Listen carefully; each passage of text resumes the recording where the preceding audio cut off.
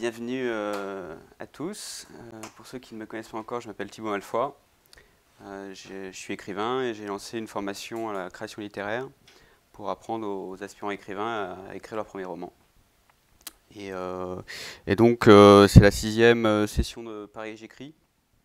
Et aujourd'hui, on va parler de tout ce qu'il faut savoir pour écrire et être lu en 2015 à l'heure des nouvelles technologies et du numérique. Donc j'avais sous-titré la session Tout ce dont un écrivain ne devrait pas se préoccuper et qui pourtant lui est indispensable pour écrire et être lu. Parce que dans mon monde idéal, un écrivain devrait passer son temps à lire et à écrire. Et pour moi, c'est un peu la figure du moine copiste du Moyen-Âge. Sauf que le monde n'est pas idéal. Et on doit faire un peu plus que lire et écrire. Dans mon monde idéal, un écrivain devrait recevoir une rente de l'État pour service rendu à la nation et au rayonnement culturel de la France. Ouf, de combien on va dire, je ne sais pas moi, 2000 euros net. Sauf que voilà, le monde n'est pas idéal et le monde change. On n'est plus dans le paradigme capitalistique du 19e siècle, avec des libraires éditeurs qui s'occupent, qui ont commencé à s'organiser au 19e siècle pour structurer un peu la chaîne du livre. Et quelques nouveaux éléments sont venus bouleverser la situation depuis les années 90, notamment le livre numérique. Aujourd'hui, le livre numérique aux États-Unis, ça représente 30% des ventes de livres, dont parmi ces 30%, il y a un quasi-monopole d'Amazon. À lui tout seul, Amazon représente 20% des ventes totales de livres aux États-Unis, enfin 20% en ce qui concerne le Kindle. Dans toutes les ventes de livres aux États-Unis, les titres numériques Kindle représentent 20% des ventes totales, ce qui est énorme. Et de fait, Amazon est en situation de quasi-monopole, et ce qui provoque des tensions entre les grands éditeurs traditionnels, notamment le groupe Hachette. L'année dernière, il y a eu toute une situation de crise où Amazon arrêtait de vendre en gros les titres Hachette parce que Hachette ne voulait pas concéder une remise plus importante à Amazon en gros. Mais Question, oui. Amazon ne vend pas que des livres numériques, ils vendent des livres normaux. Quel est le pourcentage au sein du chiffre d'affaires d'Amazon des livres numériques par rapport à l'ensemble des livres? Ça va être à peu près un ratio de 30% versus 70%.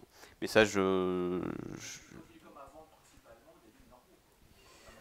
oui, mais en fait, globalement, le livre dans les recettes Amazon, ça représente quasiment rien en fait. Parce que maintenant Amazon vend tout, y compris des serveurs pour les entreprises. Et le livre, je crois, ça représente entre 6 et 10% des ventes sur Amazon, donc c'est quasiment rien. Cette situation, elle est vraiment très spécifique aux États-Unis et à l'Angleterre, les pays anglo-saxons, puisqu'en France, le livre numérique, c'est 4% du chiffre d'affaires de vente de livres, ce qui est minime. On peut expliquer ce facteur par différents paramètres, notamment la présence très importante de librairies indépendantes en France, qui reste importante. Aux États-Unis, à l'heure actuelle, il y en a 2000 de librairies indépendantes. En France, il y en a 3000. Et pour un pays dont la superficie représente à peu près celle du Texas, c'est énorme. Il y a à peu près autant de libraires indépendants dans le quartier latin que dans tout New York. Alors après, bien sûr, les ventes en en librairie indépendante, ça représente un faible pourcentage de l'ensemble des ventes, mais c'est quand même significatif de la présence de commerces de proximité qui ont complètement disparu aux États-Unis, en Angleterre. Vous allez à Londres, il n'y a plus aucun libraire indépendant, il n'y a plus aucun cinéma d'art et essai. Et en 20 ans, les États-Unis ont perdu à peu près la moitié de leur librairie indépendante, qui est passée d'un chiffre de 4000 à 2000. Il y a eu la faillite du groupe Borders en 2011, qui a représenté comme ça 20 000 emplois de sacrifiés. Parce que Borders n'a pas réussi à passer le virage du numérique. Et en fait, rappelez-vous que le prix unique du livre, ça n'existe qu'en France. Aux États-Unis, on peut faire des prix sacrifiés pour appâter le chaland. Voilà. Et en fait, le prix unique du livre n'a fait que ralentir un phénomène qui est la disparition des librairies indépendantes et maintenant la disparition des grandes surfaces comme des grandes chaînes comme Borders. En France, c'est la Fnac, mettons, qui commence à être menacée par Amazon. Virgin, exactement, qui a déposé le bilan en France. Et la une qui a changé de... Je sais pas. Elle avait déjà changé de place. Boulevard Saint-Germain, voilà. Et plus personne n'allait la voir. Je crois qu'ils ont fermé. Soit ils ont fermé pour de bon. En France, les libraires sont pas très bons pour le numérique, donc je suis pas sûr que ça suffise en fait. Mais c'est vrai que la Une, qui était une librairie phare du quartier de Saint-Germain, n'a pas reconduit son bail parce que le loyer avait fait x2, ou je n'ai pas les chiffres en tête, mais il y a une pression immobilière sur les libraires indépendants qui est phénoménale. Et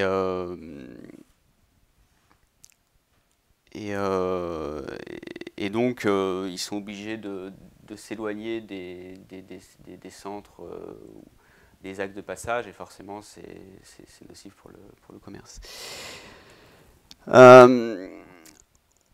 En fait, aujourd'hui, le livre, c'est plus seulement le passage de l'état de manuscrit à l'état de livre imprimé. Il y a une diversification des sources, des débouchés en fait, de la source qu'est le manuscrit. Maintenant, le livre, c'est un livre imprimé, c'est un livre numérique, vous pouvez consulter des extraits en ligne. Il y a même des livres qui sont constitués en vrais sites web, avec voilà, une page par chapitre, mettons, et vous pouvez consulter au moins les premières pages de chaque chapitre avant d'acheter le livre. Vous pouvez partager des extraits sur les réseaux sociaux, etc. etc. En fait, il faut concevoir votre travail d'écrivain comme une source avec de multiples débouchés. Et c'est pas forcément aisé à gérer. Les éditeurs traditionnels savent à peu près s'occuper du livre imprimé et du livre numérique. Le livre imprimé parce que c'est le cœur historique de leur métier. Le livre numérique, ici, ont mis un peu à reculons parce qu'à terme, le livre numérique est censé remplacer le livre de poche, puisqu'il partage deux caractéristiques qui est le côté pratique et le côté bon marché. Le côté bon marché n'est pas encore évident parce que justement, les éditeurs sont très frileux, puisque faut savoir que le livre de poche, c'est l'essentiel des revenus d'un éditeur. Et qu'est-ce que je voulais dire ? Donc, ouais, ils y vont à reculons pour éviter la cannibalisation entre le livre de poche et le livre numérique, de sorte que ça explique aussi le fait que le livre numérique, c'est 4% en France, comparé aux 30% aux États-Unis.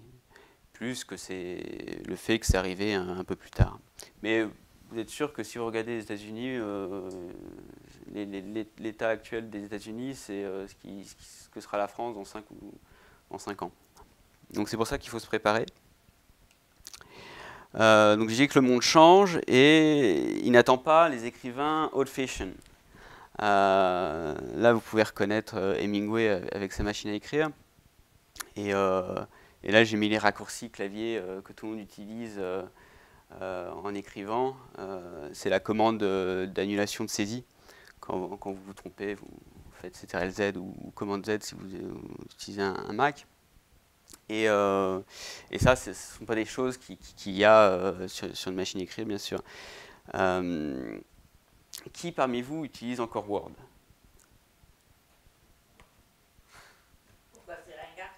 C'est pas ringard, c'est le problème de Word, c'est que ça fait tout et ça ne fait rien bien. C'est à force de trop vouloir faire de choses. Mais c'est moi qui dois faire bien, c'est pas Word. Ah non, non, non. Un bon outil, c'est un outil qui s'adapte à son utilisateur et qui n'a pas besoin d'un mode d'emploi pour être utilisé. Qui, parmi ceux qui utilisent Word, utilise les styles? C'est bien, mais vous êtes l'un des rares. Les styles, c'est en gros, vous créez le style pour le corps de texte standard, le style pour le titre de niveau 1, le style de titre de niveau 2, etc. etc. Mais les éditeurs, ils n'aiment pas, ils aiment bien le style normal. Ben, en fait, Non, mais pour un roman, je pense que c'est de la littérature. l'avantage des styles, c'est que ça permet d'homogénéiser une mise en page.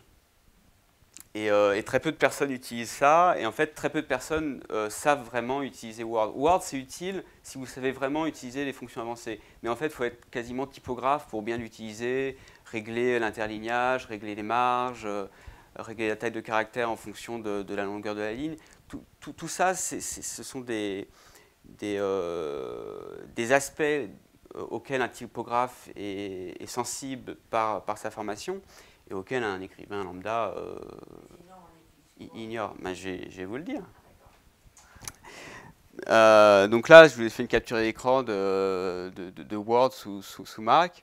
Il y a énormément de choses que personne n'utilise pour écrire un roman. Pour écrire un roman, vous avez besoin de pouvoir saisir le texte, mettre en italique,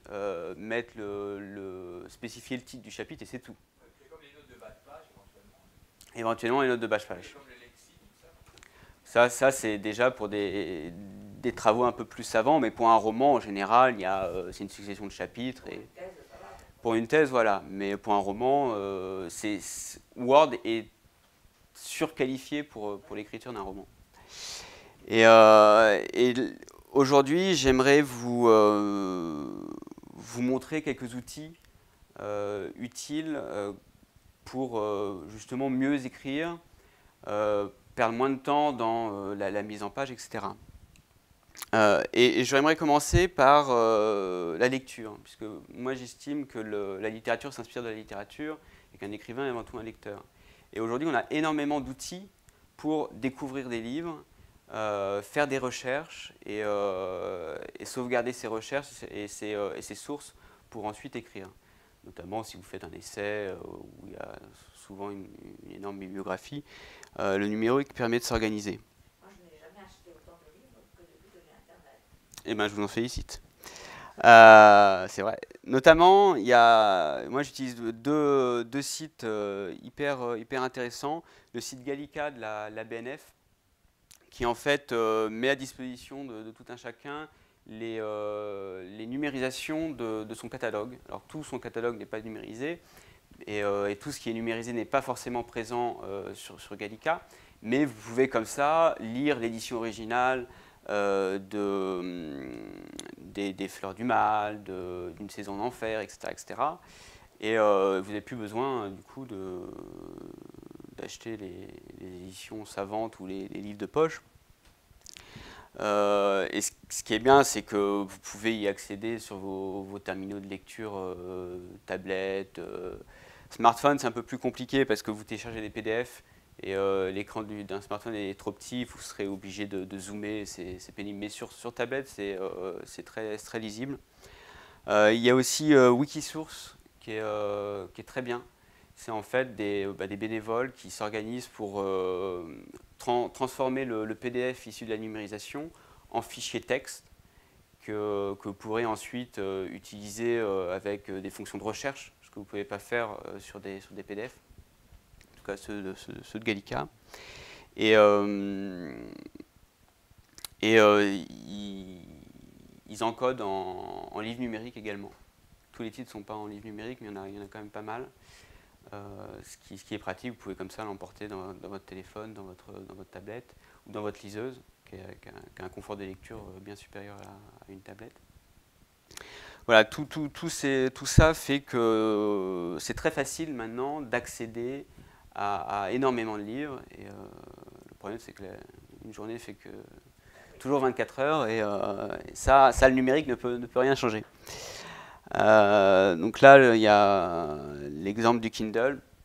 En un clic sur Amazon, vous achetez votre livre et vous le retrouvez sur votre Kindle s'il est connecté en Wi-Fi Internet. Donc la distance entre l'envie de lire et la lecture n'a jamais été aussi courte. Et c'est hyper pratique. Google Books, moi j'aime pas. J'ai pas trouvé l'utilisation. On peut, si vous cherchez tel passage en tel livre, en général, il réussit à vous le retrouver dans tout ce qui est numérisé de bibliothèques américaines ou européennes. Mais souvent, par exemple, si le passage tombe à la fin d'une page, en général, parfois, il vous affiche la page suivante, mais ce n'est pas là où le passage vous intéresse. Je trouve ça un peu... Moi, j'aime bien avoir la liberté de naviguer dans un livre, et avoir que des extraits comme ça sélectionnés par l'algorithme de Google, j'aime pas beaucoup. Je trouve que Autrement, il y a aussi le projet Gutenberg. ouais. C'est un projet... Oui, si, c'est pas mal. C'est des bonnes intentions. Que je ne me trompe pas, c'est le projet avec tous des livres numériques proposés gratuitement. C'est pas mal, il y a énormément de... Oui, c'est pas mal en effet. Après moi, ce qui m'énerve sur Amazon, c'est que c'est un système fermé. Et donc, vous achetez vos livres, mais vous êtes dépendant, vous êtes enfermé dans l'écosystème Amazon, et vous ne pouvez lire que sur des terminaux Amazon ou des applications Amazon dans vos téléphones Android ou iPhone. Et ça, moi j'aime bien la liberté, et je n'aime pas être dépendant comme ça, mais je reconnais que c'est hyper pratique. La typographie et la mise en page est un peu archaïque. Ça s'est un peu amélioré récemment, mais si vous comparez ça à un site internet d'aujourd'hui, le Kindle, c'est un peu le site internet de 95. C'est encore archaïque. On ne peut pas faire tout ce qu'on aimerait faire en tant que e-book designer ou typographe, et c'est dommage. Mais peut-être que ça va s'améliorer. Le numérique, c'est aussi énormément de facilité de documentation. Par exemple, Kafka, qui n'avait pas accès à tous nos outils high-tech, en écrivant son premier roman, qui est l'Amérique, qui a été publié à titre posthume, commence en décrivant la Statue de la Liberté portant un glaive et non un flambeau, comme tout le monde sait. Et ça, il n'aurait pas eu cette maladresse, si tant est que c'est une maladresse. On peut imaginer que c'est un tic expressionniste allemand, mais il n'aurait pas eu cette maladresse s'il avait eu accès à Google Earth, Google Maps. Moi, comme ça, j'ai écrit toute une nouvelle qui se passe à Séoul sans avoir jamais mis les pieds à Séoul. Dans mon premier roman, j'ai imaginé une scène où un couple d'amants fait un tour du monde sur Google Earth en restant chez eux, confortablement installés. Et voilà, c'est un contact au monde qu'on n'avait pas avant. Ce n'est pas décevant pour le lecteur de savoir que l'écrivain n'est pas avec l'auteur. Mais ce qui compte dans une fiction, c'est pas la véracité en fait. Et c'est pas les faits, c'est le sentiment exprimé.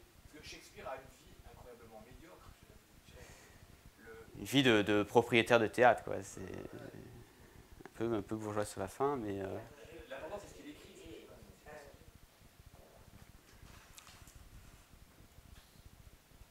Bon, Gardez ça pour les questions à la fin et ça reviendra. Ça, en tout cas, c'est un début de documentation. Ça ne vous empêche pas d'aller sur place si vous avez la chance d'aller sur place. Mais c'est quand même pratique et ça vous permet de vérifier plein de choses. Aussi, pour sauvegarder toutes vos sources, toutes les anecdotes, tous les faits divers que vous lisez en ligne, etc., il y a tellement de matière en ligne, tellement de contenu en ligne qu'on peut aisément perdre les éléments qui nous avaient attirés dans les articles qu'on lit, etc., etc. Et il y a Pocket que j'aime beaucoup, qui est un service en ligne qui vous permet, en gros, vous installez un petit bouton dans votre navigateur et dès qu'il y a un article qui vous intéresse, vous sauvegardez en cliquant sur le bouton. Et comme ça, vous avez, quand vous allez sur le site Pocket ou dans l'application sur tablette, sur ordinateur, vous avez collecté tous les articles qui vous ont intéressé dans une mise en page et une typographie hyper soigneuse. Donc c'est hyper agréable à lire. Il y a pas ça supprime les pubs, etc., etc. Et vous pouvez organiser vos sources en les étiquetant. Par exemple, vous faites un essai sur, je ne sais pas, mettons les quartiers de la vie romantique à Paris. Et ben vous étiquetez Paris, tel arrondissement, tel personnage qui vous intéresse, etc., etc. Pocket, voilà. Il y a quelques autres services similaires, mais c'est en tout cas celui-ci que j'utilise. C'est un service de sauvegarde de contenu en ligne. Je vous transmettrai la présentation, comme ça vous aurez toutes les références après ce meet-up. Prendre des notes également. Vous pouvez continuer à utiliser le cahier Moleskine, c'est pratique pour comme ça prendre des notes à la volée, faire des petits croquis, etc., etc. Mais maintenant, il y a bien mieux. Enfin, en tout cas, une manière plus rationnelle d'organiser ces notes, parce qu'à la fin, vous vous retrouvez face à 100 pages, vous ne savez plus ce que vous avez écrit, quand, à propos de quelle occasion. Vous n'arrivez pas à structurer cette masse d'anecdotes, de détails, d'intuitions que vous avez comme ça dans la file d'attente d'un concert. Et c'est pour ça que c'est bien d'utiliser le téléphone portable pour essayer de structurer tout ça. Notamment, il y a Evernote, qui est assez connu et utilisé pour la prise de notes. Ça fait tout. Vous pouvez prendre des notes, prendre des photos, les étiqueter. Si vous avez dans votre carnet fait un croquis de relation entre différents personnages, vous le prenez en photo, ça vous le met dans Evernote, vous pouvez l'étiqueter, etc., etc. Il y a 1000 fonctionnalités, il y a 1000 moyens de l'utiliser. Pour moi, il y a peut-être un peu trop de fonctionnalités. Du coup, je suis un peu perdu dans tout ça, je vous avouerai. D'autant plus qu'au début, l'interface était vraiment fouillis. Et là, ils l'ont vraiment amélioré. Ils ont fait un beau travail. Moi, je préfère quelque chose de beaucoup plus simple qui s'appelle Daedalus Touch. C'est fait par des Allemands qui ont un vrai souci du détail. Et c'est un utilitaire d'écriture, en fait, que vous pouvez trouver sur iPad et iPhone. Je ne suis pas sûr qu'il est sur Android. Vous pouvez très bien l'utiliser pour écrire tout un roman, hein, mais utilisez-le dans ce cas-là plutôt sur iPad, parce que sur iPhone, c'est un peu fatigant. Bon, tout type de roman. Je vous ai fait une petite vidéo pour vous montrer un peu comment on structure un projet. Normalement, la vidéo va se lancer. En fait, c'est des piles de notes, des piles de fichiers texte. Et par exemple, vous pouvez faire une page pour la liste des personnages, une page pour la liste des scènes. Quand vous créez plusieurs scènes et que vous vous rendez compte que la chronologie n'est pas forcément la meilleure, vous pouvez comme ça déplacer une scène et la mettre avant l'autre. C'est très pratique pour s'organiser, c'est très visuel, c'est assez beau et pratique à l'emploi. Vous pouvez très bien l'utiliser soit moi j'utilise plutôt pour prendre des notes comme ça, structurer quelques idées à la volée, et ensuite je retravaille sur ordinateur, mais vous pouvez brancher tout aussi bien un clavier sur votre tablette et utiliser comme un traitement de texte habituel. Mais encore une fois, c'est que sur terminaux Apple.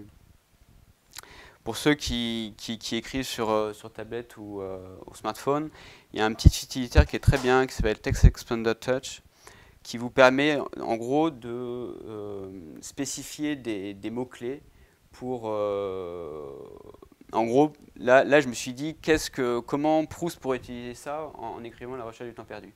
Et bien, par exemple, pour chaque personnage, il peut spécifier un raccourci. Par exemple, pour Saint-Loup, s'il tape STLP, l'utilitaire remplace automatiquement le raccourci par Saint-Loup. Pareil pour Guermantes, par exemple, s'il tape GRM, ça le remplace par Guermantes. Tout ça c'est du temps de gagner, surtout quand il y a des noms à particulière rallonge. Et ça permet de gagner beaucoup de temps parce que avec un clavier tactile, c'est quand même moins pratique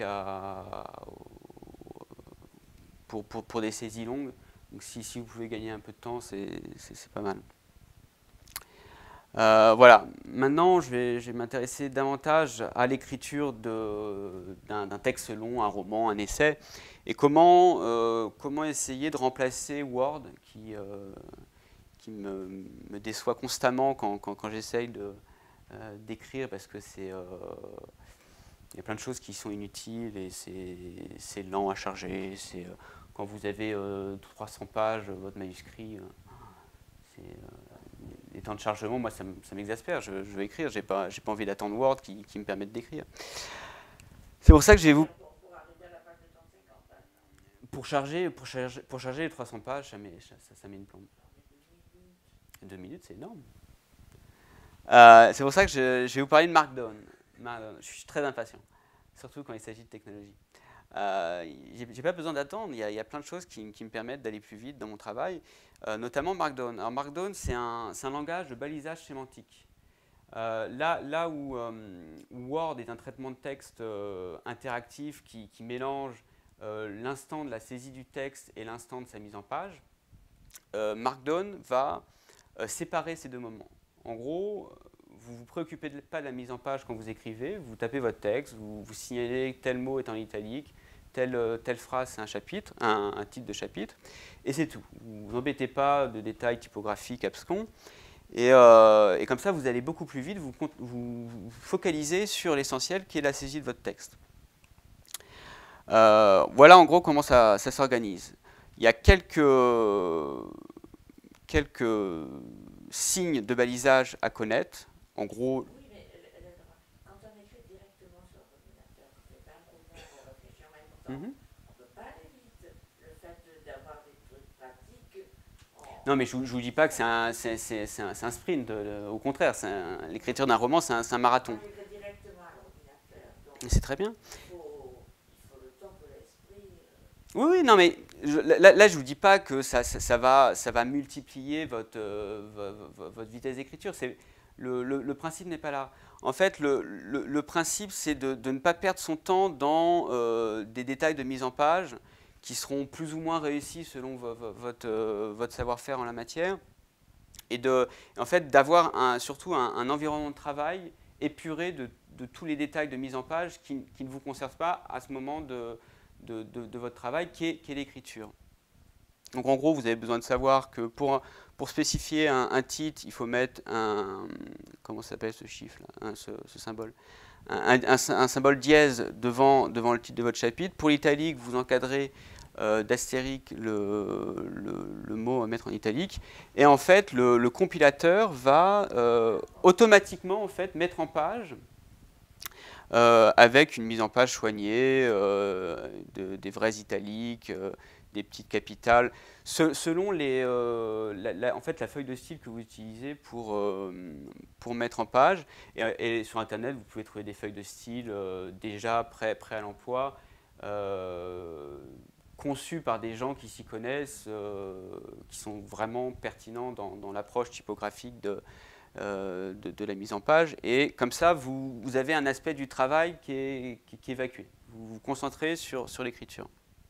Et surtout, je vous disais tout à l'heure que le manuscrit n'est qu'une source qui est à l'origine de multiples débouchés. Et c'est assez pratique parce que votre texte en Markdown, vous pouvez l'exporter, le sauvegarder sous une multitude de formats. Ça peut être le format doc, Word, ça peut être le format PDF, ça peut être le format EPUB si vous voulez en faire un livre numérique, le format HTML si vous voulez le publier en ligne directement sur un site web.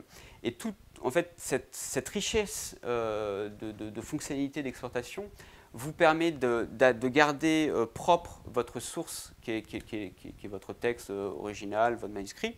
Et ensuite, selon vos besoins, si vous voulez envoyer le manuscrit à votre éditeur, vous le sauvegardez au format PDF, et soit votre éditeur est sympa, vous envoyez PDF et il se débrouille, il l'imprime chez lui, soit en général, vous devez l'imprimer vous-même, le relier et l'envoyer par la poste. Non, mais c'est bête, je trouve.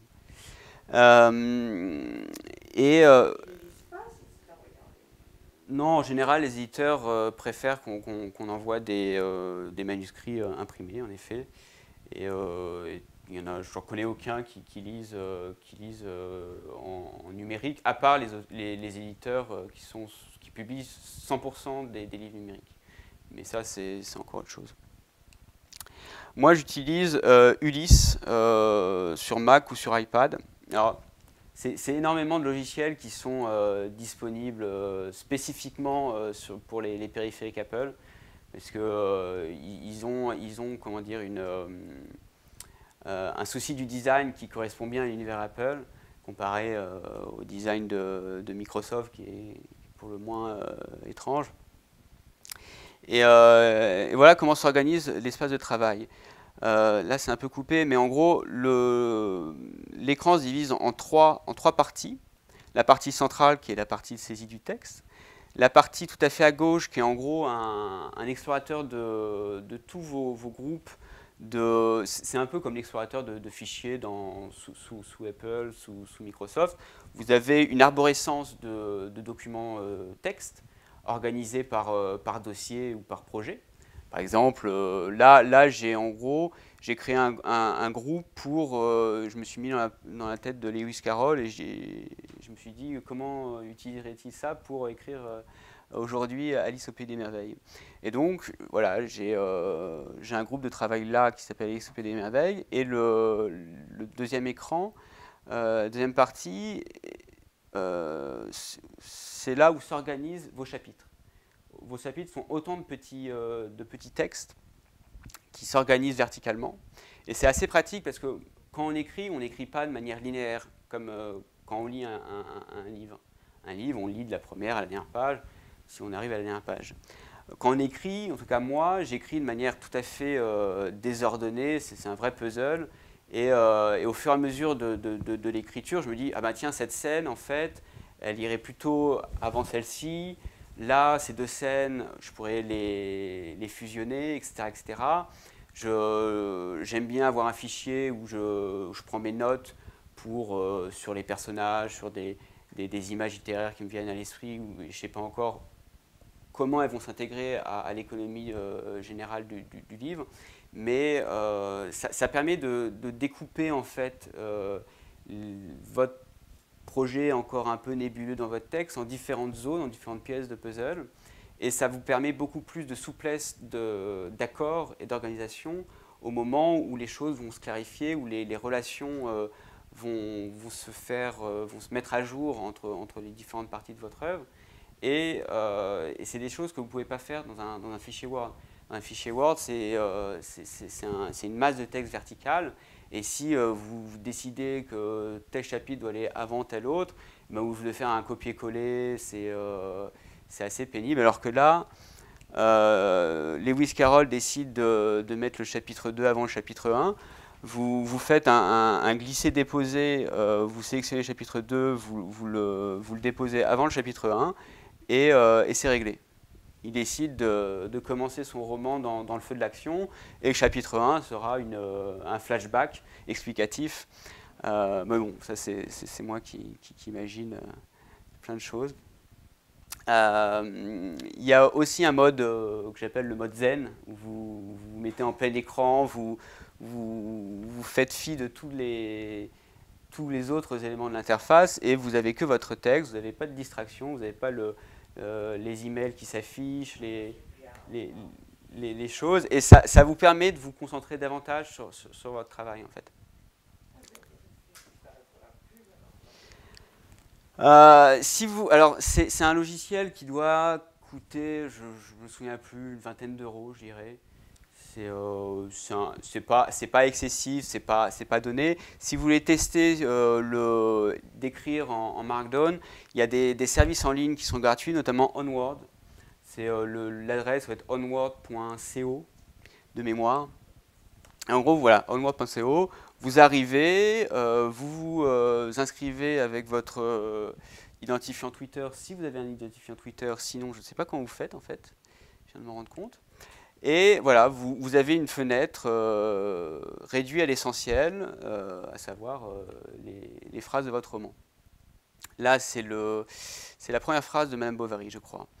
Et donc voilà, il y a de quoi spécifier le titre du chapitre, l'italique. Et vous pouvez avoir un aperçu du rendu final.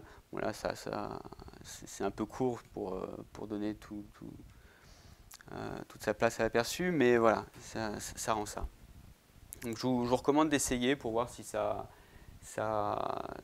colle à vos habitudes de travail. Si vous... Onward, c'est gratuit, c'est en ligne. Et c'est pratique, comme c'est en ligne, c'est sauvegardé sur un serveur, et vous pouvez accéder à votre manuscrit sur n'importe quel terminal qui a un accès à Internet. Onward, O-N-W-O-R-D.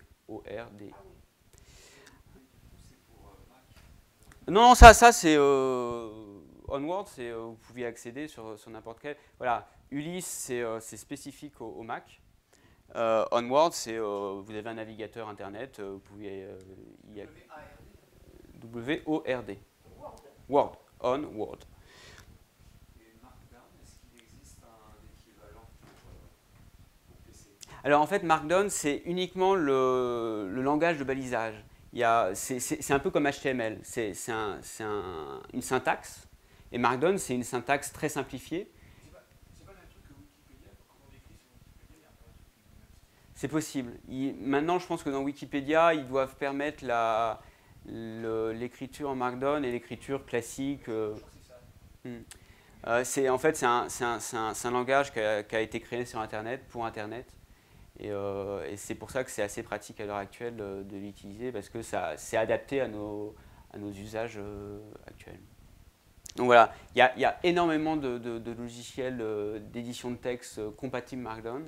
Je vous en ai cité quelques-uns que moi j'utilise personnellement et que je peux vous recommander, parce que c'est avec ça que j'écris en fait. Mais il y en a énormément, il y en a énormément en ligne, il y en a énormément sur Mac. Sur PC, des logiciels comme ça, natifs Windows, j'en connais pas personnellement. Mais il y en a en ligne, donc c'est très pratique. Ensuite, pour se corriger. On avait l'habitude d'utiliser des dictionnaires volumineux et en papier. Et avec des fonctionnalités de recherche assez limitées, il fallait tourner les pages jusqu'à arriver à la bonne page. Maintenant, il y a énormément de solutions numériques pour faciliter le travail de correction d'un premier jet, mettons, d'un roman. Moi, j'utilise Antidote, c'est très pratique, ça fait à la fois correcteur, dictionnaire et manuel de français type Becherel. C'est pas aussi copieux qu'un Becherel, mais c'est un bon début pour vérifier qu'on est assez orthodoxe au niveau de la langue. Pour le coup, le correcteur Word, C'est un bon début. Mais Ulysse, par exemple, a un correcteur similaire à ce qu'on peut trouver dans Word. Là c'est vraiment un cran au-dessus. Ça vous signale des écarts de langue que Word ne vous signalerait pas, par exemple. Ça vous permet de revenir à l'étymologie des mots que vous employez pour être sûr que vous utilisez bien le terme précis dans le contexte qui est le bon et pas dans un sens qui n'est pas le sien. Et c'est quelque chose d'assez précieux pour justement éviter, par exemple, des clichés. Les clichés, c'est une image qui a été détournée de son sens initial et qui a perdu son pouvoir évocateur. Et moi, ma méthode pour éviter les clichés en littérature, c'est de toujours revenir au sens littéral des termes. Et si je me rends compte que mon acception du terme n'est pas la bonne, c'est peut-être signe que, sans le savoir, j'utilise un cliché. Donc voilà, ça c'est un peu. Il est disponible, là c'est pratique, il est disponible sur Mac et PC. Voilà, il y a énormément d'erreurs, à la fois typographiques, à la fois linguistiques, de style, de logique, de sémantique. C'est très très riche. Vous pouvez le paramétrer de manière très fine selon votre degré de purisme. Si vous êtes très académique, vous respectez les bulles émises par l'Académie française, ben là vous pouvez dire. Mais c'est pour ça que vous pouvez le paramétrer. Vous pouvez dire, là je veux que vous soulignez de manière très puriste les écarts à la langue. Là, vous pouvez vous permettre d'être un peu plus laxiste. C'est ça qui est bien. En général, si. Si. Vous avez un dictionnaire très complet avec les sens, l'étymologie, les antonymes, les synonymes, enfin, les citations, même si vous avez un dictionnaire de citations si vous en cherchez. Et un petit guide, un petit manuel de français pour rappeler les souvenirs d'école. Le seul défaut, c'est que c'est un peu cher. Je crois que c'est 99 €. Ça a l'avantage d'être sur votre ordinateur. En un clic, vous faites scanner votre manuscrit par le correcteur. Il vous signale tous les défauts possibles ou éventuels. Et voilà, ça fait gagner du temps. Vous avez également beaucoup de dictionnaires en ligne que j'utilise. Tapez Lexilogos dans Google. Vous avez accès comme ça à un dictionnaire comme le Trésor de la langue française en ligne. Vous avez accès à des dictionnaires de synonymes, de citations, des dictionnaires grecs, latins. C'est exceptionnel de richesse. Et Lexilogos, Trésor de la langue française, c'est autre chose, mais Trésor de la langue française est accessible via Lexilogos. Lexilogos, c'est une sorte de portail de dictionnaire.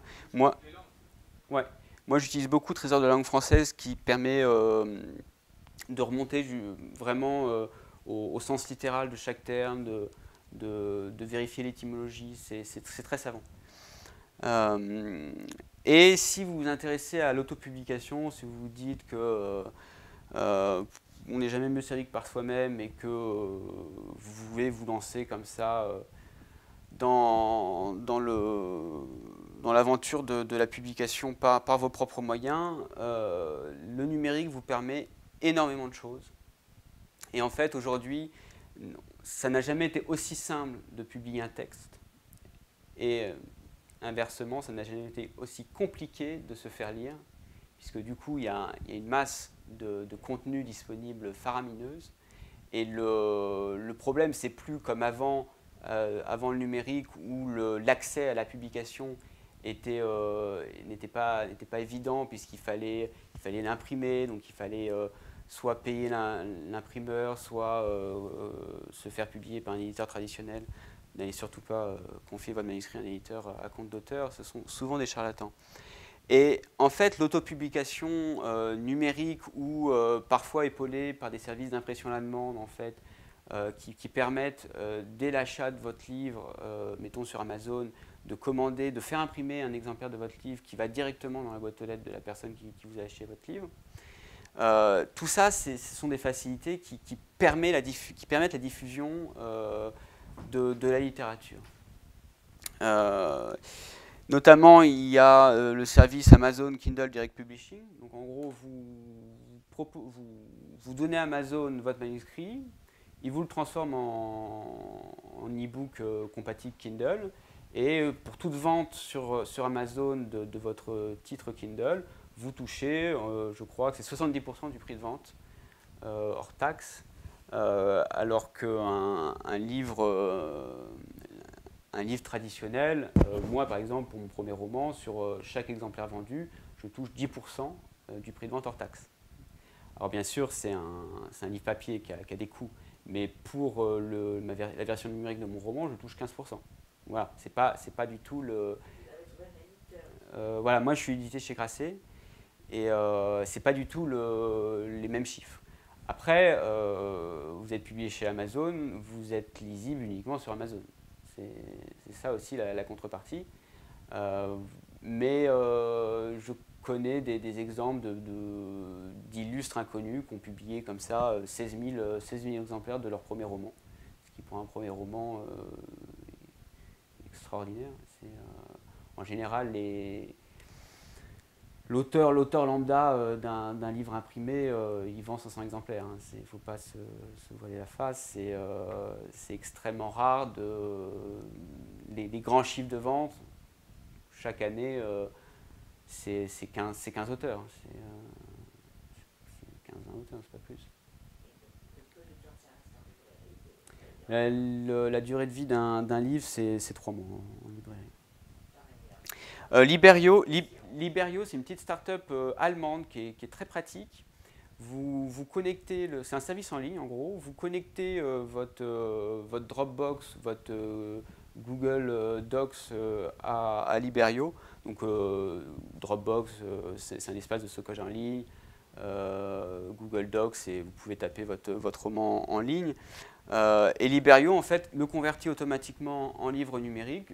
Des designers de livres numériques m'ont dit que le code est assez propre et qu'il n'y a pas de bug d'affichage, ce qui est souvent un problème avec les livres numériques, c'est qu'ils sont souvent mal encodés parce que les éditeurs traditionnels n'ont pas le savoir-faire pour bien encoder, parce que chaque appareil de lecture est livré avec ces petits bugs d'affichage et pour les designers, c'est l'horreur à contourner chaque bug de chaque appareil de lecture.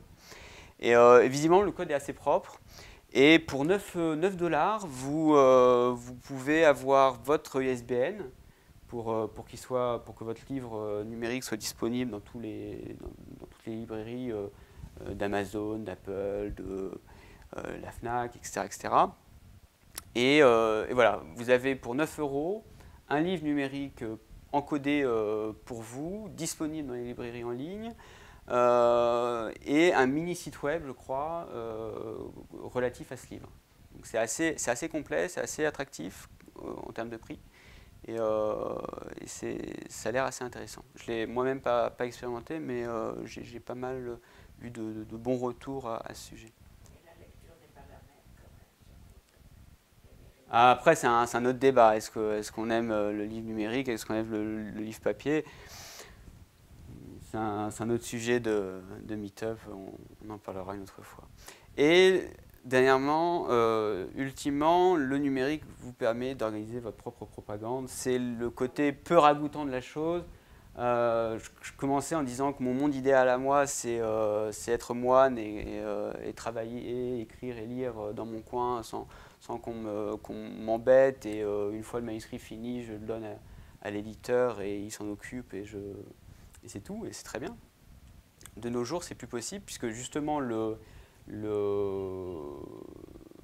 la difficulté à se faire lire étant si importante, il faut sortir un peu de son monastère pour aller à la rencontre du monde et un peu se frotter aux lecteurs, se frotter au réseau, avoir une présence en ligne, puisque maintenant, quand vous cherchez un livre, un auteur, le premier réflexe maintenant, c'est vous taper dans Google. Et si vous n'apparaissez nulle part, personne ne vous lira. C'est comme ça, et on peut le déplorer ou s'en réjouir. Parce que s'il y a une profusion d'œuvres et d'auteurs en ligne, il y a aussi une profusion de moyens pour accroître sa présence et accroître sa lisibilité sur Internet. Par Meetup, par exemple. Vous voulez rencontrer vos lecteurs, vous organisez une rencontre, une séance de dédicace, une séance de lecture, tout ce que vous voulez. Vous pouvez faire une sorte de making-of de l'écriture de votre roman, parce que c'est toujours, les lecteurs sont souvent intéressés au côté pratique de l'écriture. Vous pouvez filmer vous lisant votre texte et mettre le film sur YouTube. Vous pouvez tenir un blog sur Tumblr, par exemple. Un nouveau service. Vous êtes obligé, c'est pour ça que le monde n'est pas idéal, vous êtes obligé de faire autre chose que d'écrire, vous êtes obligé de travailler un peu la promotion de votre ouvrage. Il y a un site qui est très bien, Medium, ça a été créé par le cofondateur de Twitter, et c'est une sorte de plateforme de publication, de blogging et de publication de textes, plutôt pour l'instant assez anglophone, mais il y a quelques Français. Et l'éditeur de texte est d'une beauté et d'une élégance assez rare en ligne. Et ça vaut le coup d'être testé. Vous pouvez aussi, pour fidéliser vos lecteurs et les tenir informés de l'avancée de votre œuvre, tenir une newsletter avec Mailchimp ou TinyLetter, c'est un autre service.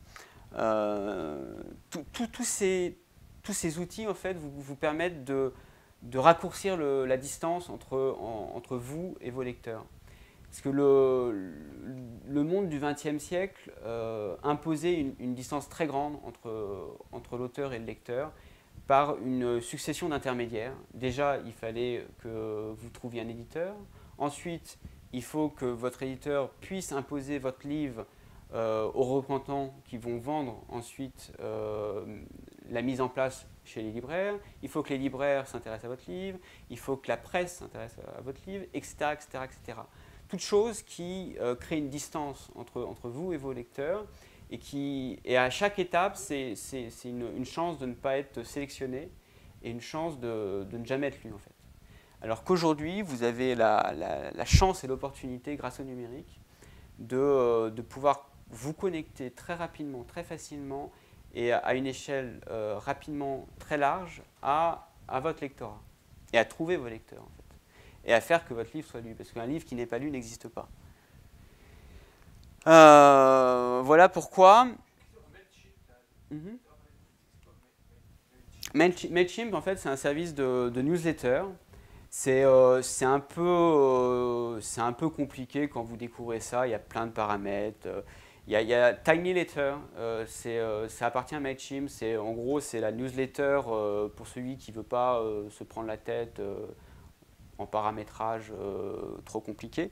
Mais en gros, mettons sur votre blog ou sur votre site d'auteur, vous avez un petit champ de saisie qui permet à tout à chacun de laisser son adresse email et de s'inscrire à la newsletter. Et dès que vous avez des nouvelles à communiquer, vous envoyez une lettre que Mailchimp en fait, va diffuser à la liste de vos inscrits, de vos abonnés, pour garder le contact avec vos lecteurs.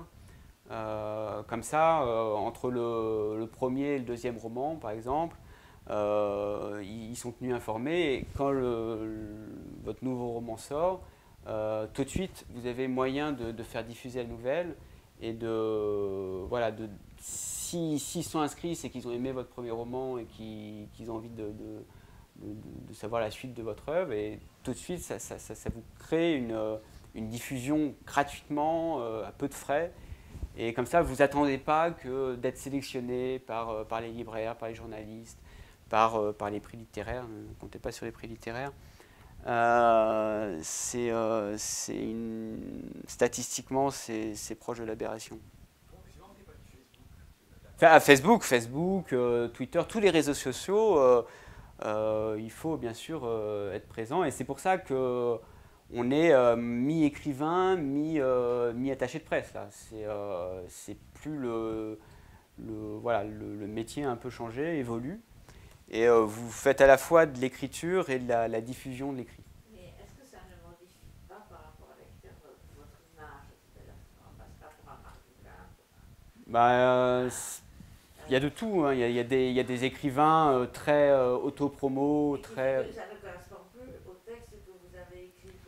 Ah bah... Vendre vous pouvez rester sincère. J'appelle ça de la propagande parce que c'est pas quelque chose que spontanément j'aime faire, mais que néanmoins c'est voilà, c'est nécessaire. Mais justement, c'est en restant sincère dans votre démarche d'écrivain que vous pouvez séduire les lecteurs. En général, si vous vendez du discours marketing, les gens le sentent. Et pour créer une proximité avec le lecteur, une intimité, il faut rester vous-même, voilà, faut vous laisser parler. C'est un format différent de l'écrit, enfin différent de l'écrit littéraire, mais c'est utile et appréciable. Et c'est pour ça que l'écrivain en 2015, pour moi, c'est plus un moine, c'est un moine guerrier. C'est une sorte de chevalier du temple, de templier, qui doit être à la fois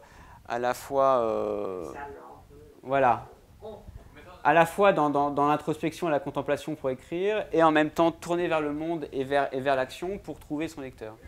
Le moine, c'est un copiste, c'est pas un écrivain. Il recopie des bouquins. Oui, c'est une image littéraire qui est pas 100% exacte, je vous l'accorde. Ah, mais l'écriture, c'est pas forcément marrant. Hein. C'est énormément. Non, mais voilà, c'est le moine copiste. Bien sûr que vous, écrivain de littérature, vous copiez pas, vous imaginez une œuvre originale. Mais le parallèle est plus un parallèle d'atmosphère et de recueillement.